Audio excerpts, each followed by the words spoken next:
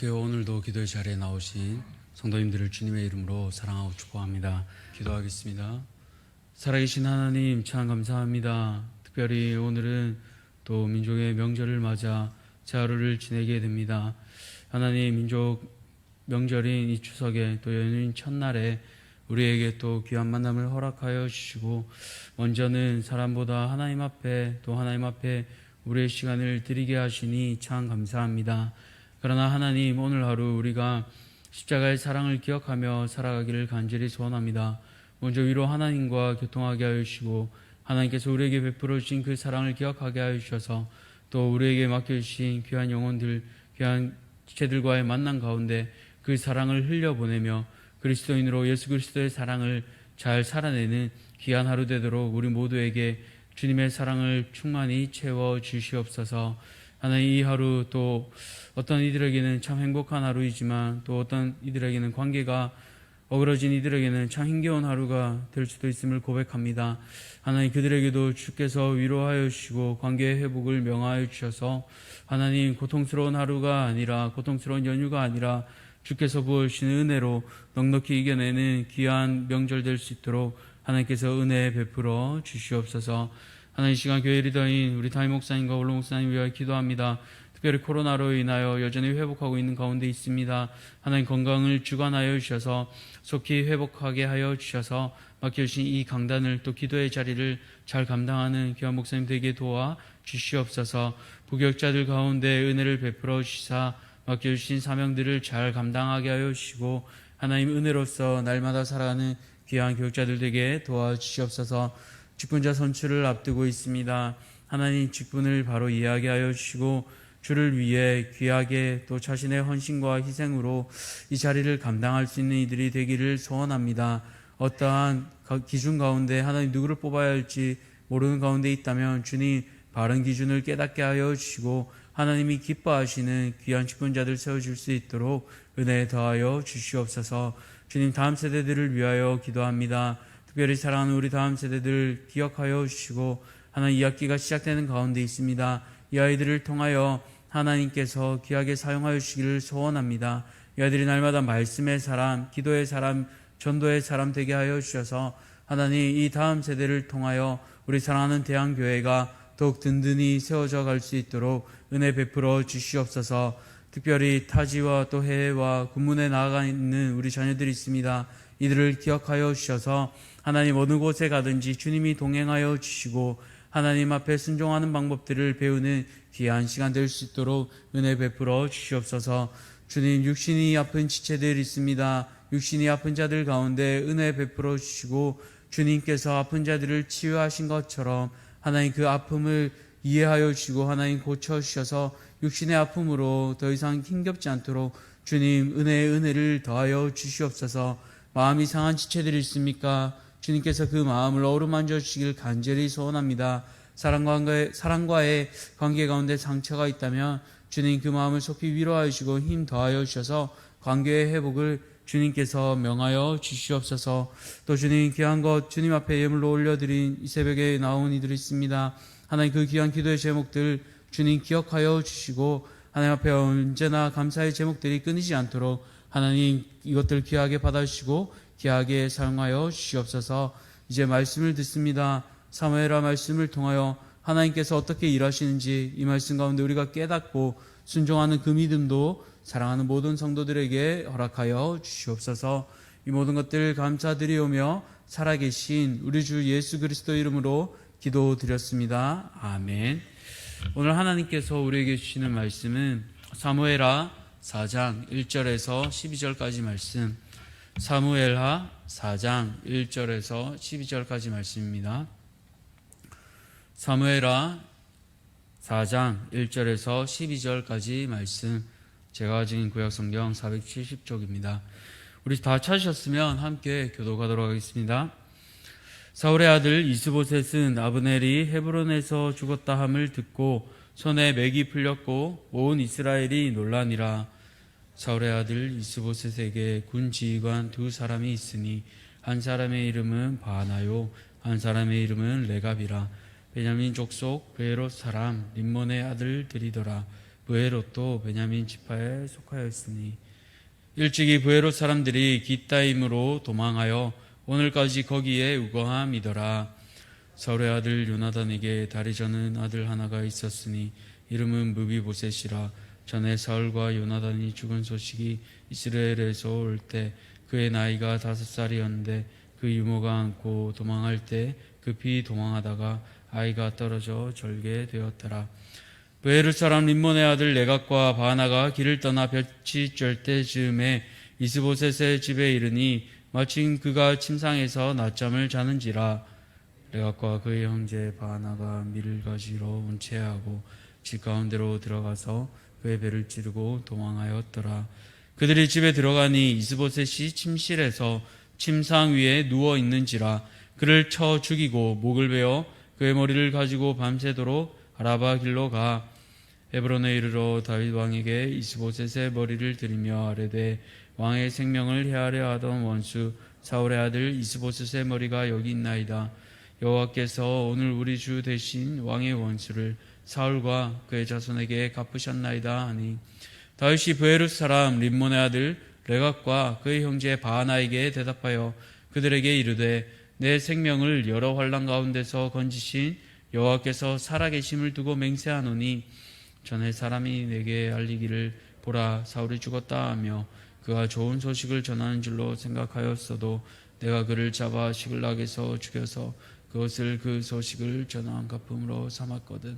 하물며 악인이 의인을 그의 집 침상 위에서 죽인 것이겠느냐.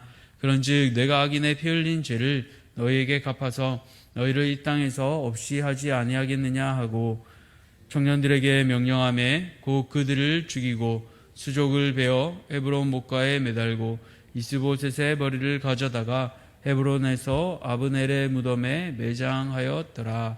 아멘. 오늘 하나님 없는 인생의 허망함, 하나님 없는 인생의 허망함이라는 제목으로 말씀을 함께 나누고자 합니다. 우리가 계속 보고 있는 이 사무엘하 1장에서 5장까지는 다윗이 이스라엘의 왕이 되어가는 그 과정을 보여주고 있습니다. 이 과정에서 다양한 유형의 사람들이 나타납니다. 인간사에서 또 자주 볼 수 있는 살인과 배신이 난무하기도 합니다. 그렇지만 우리가 주목할 것은 이 사건들 가운데 바로 누가 일하고 계시는가입니다. 바로 이 사건 가운데 일하시는 하나님이시죠. 하나님께서 그분의 작정하심을 어떻게 이루어 가는지를 우리는 이 사무엘하를 통해 알 수 있습니다. 먼저 우리가 3장 1절을 보시면 사울의 집과 다윗의 집 사이에 전쟁이 오래매 다윗은 점점 강하여 가고 사울의 집은 점점 약하여 가니라 하고 한 이 말씀을 기억하며 오늘 말씀을 본다면 또 하나님의 일하심을 볼 수 있습니다. 계속해서 어제와 오늘 본문을 통해 이 말씀이 성취되는 것을 우리는 알 수가 있습니다. 오늘 말씀 가운데 나오는 인물은 또 한 인물입니다. 이스보셋의 죽음과 그의 배신에 관한 그 내용이 오늘 4장 전체의 흐름을 나오고 있는데요. 특별히 이 흐름 가운데 조금 난감한 것이 있다면, 갑자기 나오는 것 같은 구절이 있다면 4절입니다. 4절을 보시면 이스보셋의 얘기가 다 나오다가 갑자기 사울의 아들 요나단의 아들이 무비보셋, 즉 사울의 손자 얘기가 나옵니다. 흐름상 조금 이상하긴 하지만 이곳에 나오는 이유는 이 무비보셋을 통하여 하고자 하는 얘기가 있기 때문입니다. 무비보셋이 어떤 사람입니까? 오늘 4절을 보시면 무비보셋은 사울의 손자입니다. 사울의 전사 소식을 듣고 그 유모가 5살 때 무비보셋을 안고 급하게 도망가다가 이 무비보셋이 떨어져 장애를 가지게 됩니다. 다리를 절게 되지요. 그 당시 우리가 아는 것처럼 장애자들은 특별히 왕권을 가지기 참 쉽지 않은 조건입니다. 즉 이 무비보셋을 통하여 더 이상 사울 왕가에 남은 사람들 중에는 하나님의 그 왕권이 이루어질 수 없음을 이 4장을 통해서 이스보셋의 죽음과 함께 무비보셋을 넣음으로 이제는 사울 왕가가 끊어지고 다윗 왕가가 하나님의 뜻을 이어서 계속한다는 것을 강조하고 있는 것입니다. 이것과 더불어 오늘 본문에서 또 다른 인물들을 통해 하나님 없이 다른 것을 의지하며 열심내던 인물들을 통해 두 가지 교훈을 받고자 합니다. 첫 번째로 하나님 없는 인생의 허망함은 무엇입니까? 바로 사람을 의지하다 낙심하는 것입니다. 오늘 본문 1절에서 이스보셋은 청천벽력과도 같은 얘기를 듣습니다. 바로 자신의 정권 실세였던 아브넬이 헤브론에서 죽었다는 것이죠. 비록 이전에 아브넬이 이스보셋에게 사울의 후궁 사건으로 인해 격렬하게 그에게 쏘아붙이긴 했지만 이스보셋은 아브넬에게 전적으로 의지했습니다. 그래도 그는 자신의 정권에 꼭 필요한 인물이었기 때문입니다. 아브넬은 자신의 아버지 사울 때부터 자신의 가문을 도와 이스라엘을 섬겼습니다. 특별히 이 이스라엘 시대 때 이 옛날에는 장수 한 사람의 활약으로 인해 전쟁이 좌지우지되기도 했습니다. 골리앗을 생각해보면 그렇죠. 골리앗 한 사람으로 인해 이스라엘이 40일 동안 떨었습니다. 이런 골리앗과 같이 아브넬은 이스보셋에게 있어서 없애서는 안 될 군대 장관이었습니다. 그런데 그런 아브넬이 이제는 더 이상 세상에 없습니다. 그 소식을 듣고 충격으로 인해 이스보셋은 손에 맥이 빠져버립니다. 의지하던 사람이 없으니 힘도 없습니다. 그의 이름 뜻처럼 이제는 수치의 사람이 되어버린 것입니다. 왜 그렇게 수치스러워졌습니까? 바로 하나님이 아닌 사람을 의지했기 때문입니다. 그러나 자신을 지켜줄 것 같던 이는 자신을 지켜주지도 않았고 더 이상 세상에 존재하지도 않습니다. 그렇기에 이제 이 이스보셋은 맥이 빠져 있습니다. 이처럼 사람은 영원할 것처럼 보이지만 변합니다. 우리의 마음만 들여보아도 굉장히 빠르게 변하지 않습니까? 영원할 것 같은 친구도 변하고 관계도 바뀝니다. 영원한 적도 없고 영원한 동맹도 없는 것이 이 세상의 원리입니다. 그런데 이스보셋은 자신을 형식상으로 왕으로 세우고 움직이려 하던 그 아브넬을 의지했던 것이죠. 그런 그는 결국 비참하게 부하들의 배신으로 말미암아 죽음을 맞이합니다. 이처럼 사람을 의지하는 것에 대해 성경은 무엇이라 말하고 있습니까? 시편 146편 3절을 보시면 이렇게 말하고 있습니다. 귀인들을 의지하지 말며 도울 힘이 없는 인생도 의지하지 말라고 말하고 있습니다. 왜 그럴까요? 뒤이은 4절을 보시면 또 이렇게 나옵니다. 그의 호흡이 끊어지면 흙으로 돌아가서 그날에 그의 생각이 소멸하리로다. 그렇습니다. 사람은 호흡이 끊어지면 흙으로 돌아가게 됩니다. 흙으로 사람을 만드신 창조주 하나님 방법대로 다시 원재료인 한 줌 흙으로 돌아가게 됩니다. 그럼 우리가 영원하지 않은 사람을 의지하는 것은 참으로 어리석은 일이 아닐 수 없습니다. 오늘 우리가 이 본문을 읽으며 이스보셋을 참 어리석다라고 많이 느끼실 것입니다. 그러나 때로는 우리 자신도 그렇지 않습니까? 아닌 줄 알면서도 사람을 더 의지하고 내가 의지하는 사람에게 어떻게든 잘 보이려고 애쓰고 노력하고 그렇지는 않습니까? 그러나 사람은 이처럼 애쓰고 애써도 결국 관계가 뒤틀리고 서로 생각이 달라지면 멀어지게 됩니다. 그러나 하나님은 어떻습니까? 우리가 하나님 손을 먼저 놓을지라도 하나님께서는 사랑하는 자녀들의 손을 결코 놓지 않으십니다. 그 강하고 크신 팔로 우리의 손을 굳게 붙잡고 계시기에 오늘 우리가 여기에 있을 수 있는 것입니다. 사랑하는 성도님들, 이스보셋과 같이 수치의 사람이 되지 않기를 간절히 바랍니다. 흙으로 돌아갈 힘없는 인생이 아니라 우리를 만드시고 사랑하시는 그 하나님을 의지하시기 바랍니다. 야곱의 하나님을 자기의 도움으로 삼으며 여호와 자기 하나님에게 소망을 두는 자, 그들에게 하나님께서 영원한 방패가 되어주실 줄 믿습니다. 두 번째로 하나님 없는 인생의 허망함은 무엇입니까? 바로 자신의 이익을 쫓아 살다가 비참한 최후를 맞이하게 됩니다. 오늘 2절에 두 사람이 나옵니다. 바로 이스보셋의 부하 지휘관이었던 바하나와 레갑입니다. 이 둘은 형제입니다. 또 지파성으로는 베냐민 족속입니다만 구체적으로 브에롯 사람이라고 추가 설명을 하고 있습니다. 브에롯은 예루살렘에서 북쪽으로 14km 떨어져 있던 곳인데요. 여호수아 9장 17절을 보면 속임수를 써서 이스라엘과 화평 조약을 맺었던 그 기브온에게 속한 성읍 중에 하나가 바로 이 브에롯입니다. 그러니 사실은 이스라엘 민족이 아니라 이방 민족인 것이죠.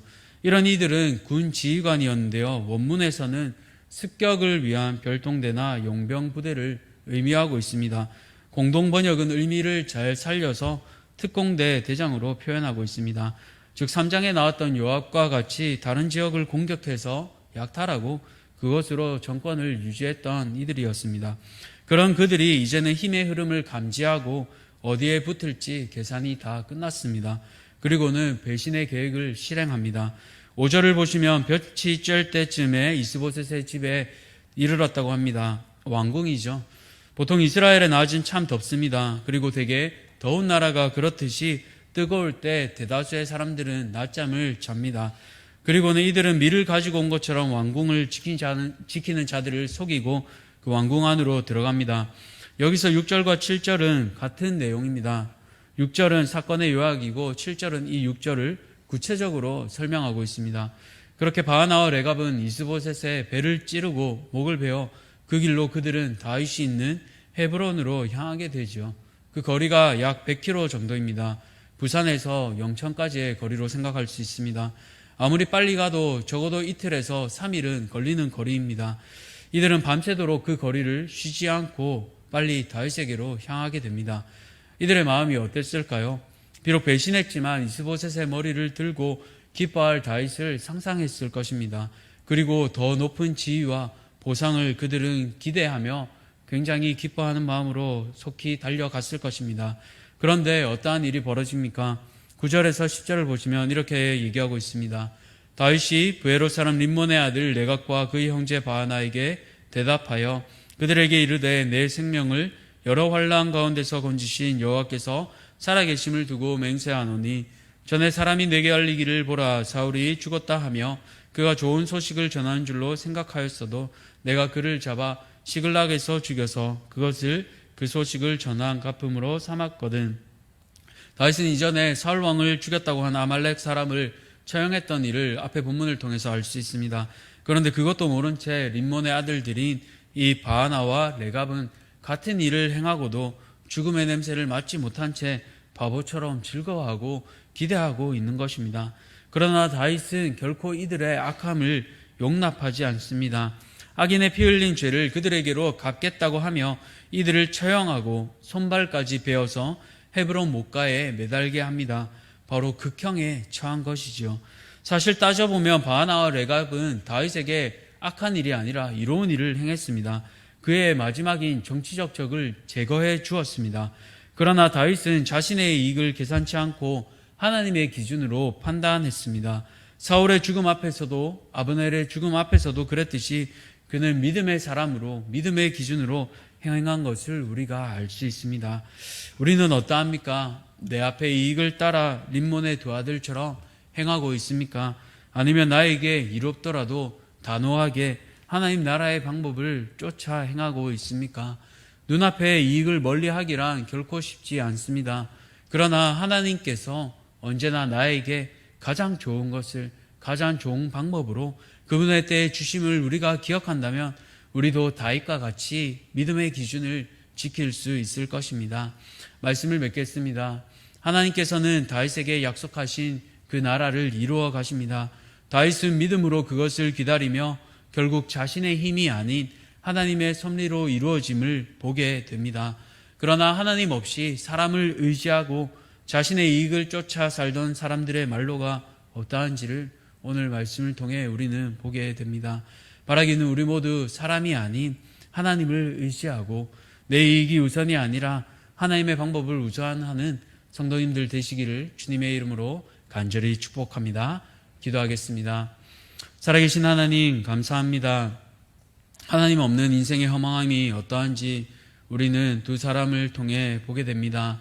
하나님, 우리가 오늘 하루 도울 힘이 없는 인생인 사람을 의지하지 않게 하시고 흙으로 돌아갈 사람에게 우리의 마음을 빼앗기지 않도록 사랑하는 우리 모든 성도들의 마음을 지켜보아여 주시옵소서. 도울 힘이 없는 인생이 아니라 야곱의 하나님을 의지하며 우리의 영원한 방패 되시며 우리의 영원한 상급 되시는 그 하나님을 힘있게 의지하는 오늘 하루 되게 도와주시옵소서. 또 주님, 우리가 우리의 이익을 따라 어리석게 행하지는 않습니까? 바하나와 레갑처럼 자신의 이익만 쫓아 살던 어리석은 자들 되지 않게 도와주시고 하나님께서 그분의 뜻을 그분에 따라 이루심을 다윗과 같이 기대하며 의지하며 인내하며 기다리는 사랑하는 모든 성도들 될 수 있도록 오늘 하루 우리에게 인내하며 기도하는 주의 거룩한 종들 될 수 있도록 하나님 은혜 베풀어 주시옵소서. 이 모든 것들 감사드리오며 살아계신 우리 주 예수 그리스도 이름으로 기도드렸습니다. 아멘. 주님 가르쳐주신 기도로 함께 기도하겠습니다. 하늘에 계신 우리 아버지여, 이름이 거룩히 여김을 받으시오며 나라가 임하시오며 뜻이 하늘에서 이루어진 것 같이 땅에서도 이루어지이다. 오늘 우리에게 일용할 양식을 주시옵고 우리가 우리에게 죄 지은 자를 사하여 준 것 같이 우리 죄를 사하여 주셨고 우리를 시험에 들게 하지 마시옵고 다만 악에서 구하시옵소서. 나라와 권세와 영광이 아버지께 영원히 있사옵나이다. 아멘.